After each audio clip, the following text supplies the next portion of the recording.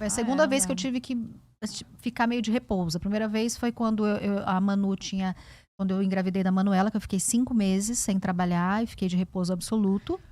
Deu descolamento da placenta? Eu tive descolamento. Depois, na verdade, é assim, eu tive que fazer uma circlagem, que é um assunto até interessante, que algumas mães acabam perdendo as crianças por conta do colo do útero não sei se a palavra correta, científica, eu vou falar aqui, me perdoe se eu estiver falando besteira, ele é frágil, aí escapa, né? Uhum. Então eu tive que fazer uma circlagem, que é quase como uma cama protetora para o feto desenvolver. Mas... Como que faz isso? Faz por eu fiz, no caso, foram uns robôs que me operaram. Gente. Então, vários pontinhos na barriga, e aí entrava o robozinho e o médico que fazia isso, um doutor muito querido, inclusive, que ia fazendo essa cirurgia até fazer essa amarração, e a Manuela já estava ali dentro. Pois é. Então, foram quase 2 horas de cirurgia com a Manu ali. A minha obstetra acompanhou a cirurgia para ficar acompanhando a bebê, a Manuzinha, e o outro médico me acompanhando, né? Então, eram duas linhas ali da medicina trabalhando juntas para a Manu ficar bem. E a Manu passou bem, ela não sentiu a anestesia, ela sempre foi muito elétrica na minha barriga. E aí, depois disso...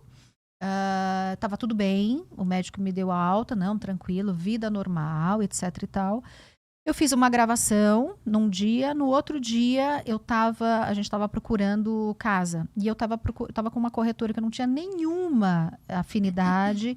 E aí eu tava numa casa, olhando a casa e tudo e tal, sozinha, eu e ela. E aí eu tive um sangramento bem severo.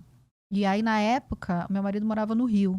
E eu só liguei para ele e falei... Eu não sei, talvez eu esteja perdendo a Manu. E eu fui correndo para o hospital. Eu nunca imaginei que ele chegasse tão rápido. Chegou super rápido. E aí, minha mãe me acompanhou, tudo. E enfim, e de lá eu não saí nunca mais. Aí a médica, nunca mais não. Eu fiquei 5 meses lá. No hospital? Só saí de lá depois que a Manu nasceu. E eu me lembro quando a médica falou, a doutora Vera Delácio, falou assim, Eliana, você não volta mais para casa. E eu...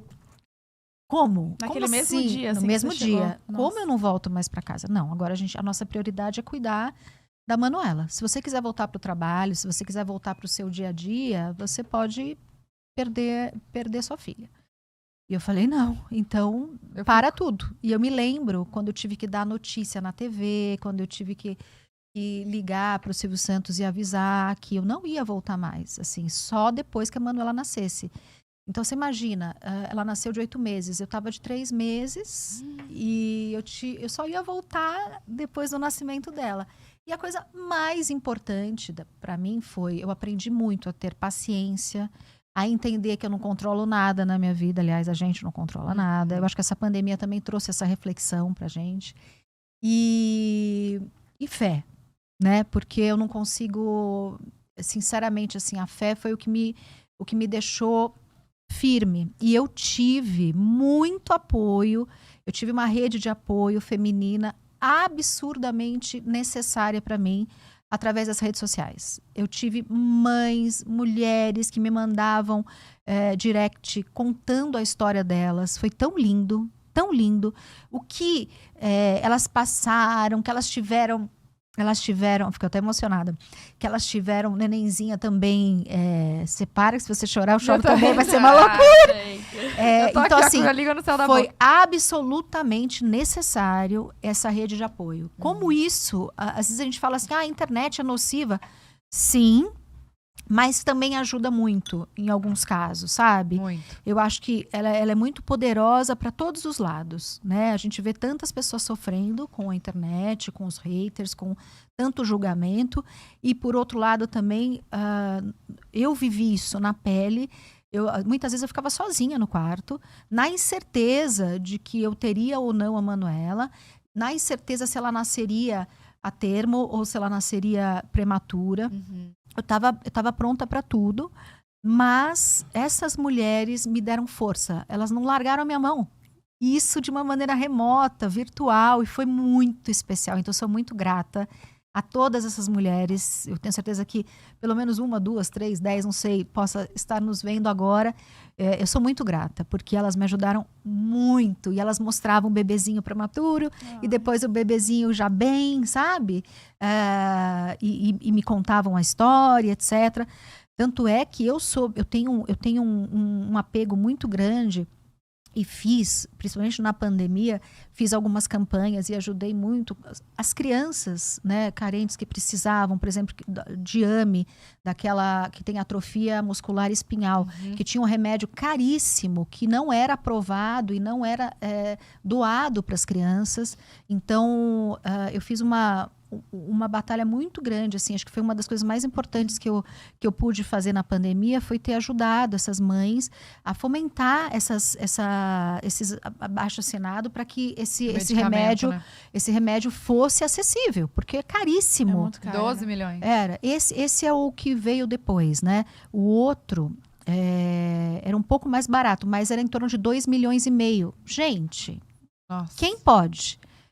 Né? Então, assim, era uma vida versus um remédio que custava uma fortuna. Graças a Deus, no meio da pandemia foi aprovada e aí algumas crianças já começaram a receber, já começaram a tomar. Eu acompanhei. O Spinraza. Então, assim, para mim foi muito... Essa pandemia, assim, eu fiquei muito próxima dessas mães, sabe? Dessas crianças. E sou ainda, né? Tem o Teleton, que eu sou madrinha do Teleton. Tenho um baita orgulho de ser madrinha, de poder participar, de poder estar ali com eles. Também sou madrinha de uma ONG que cuida de crianças com câncer, faz o transporte, porque olha que curioso, né? No nosso país, existe muitas possibilidades de tratamento gratuito para o câncer infantil. Mas, às vezes, a mãe, o pai não tem condição de levar a criança, porque não tem dinheiro para o transporte. Então, se as pessoas puderem levar e ajudar essas crianças até o hospital, essas crianças vão ter um trabalho contínuo, né? Vão ter porque está lá, está esperando essas crianças chegarem. E aí, essa empresa, que é muito lindinha, essa ONG que foi feita há muitos anos, elas me chamaram e eu comecei também a apoiar. Como chama? Era Helena Instituto Heleninha, né? Não, voltou a ser Instituto Heleninha. Era a Paz e agora virou Instituto Heleninha. Exatamente porque a Helena foi uma criança que não pôde, não conseguiu vencer o câncer. E aí essa mãe transformou a dor em um propósito. Então foi muito lindo, assim, eu conheci a Tati me chamou, eu abracei a causa. Então eles fazem transporte de crianças carentes até o hospital. É muito lindo. Eu ajudo uma muito parecida em Guarulhos, que chama Pequenos Anjos, que eles acolhem a criança e um familiar para ficar aqui em São Paulo fazendo o tratamento. Olha então, só. vem as crianças de todo o Brasil também, e aí ajuda com os custos para trazer, e as crianças e uma pessoa da família fica morando lá. Olha só. Enquanto faz o tratamento, transplante de córnea, várias outras... Porque o tratamento, graças a Deus, temos, né? Mas, às vezes, como chegar até ele é um problema. É um problema sério que a gente não para pensar.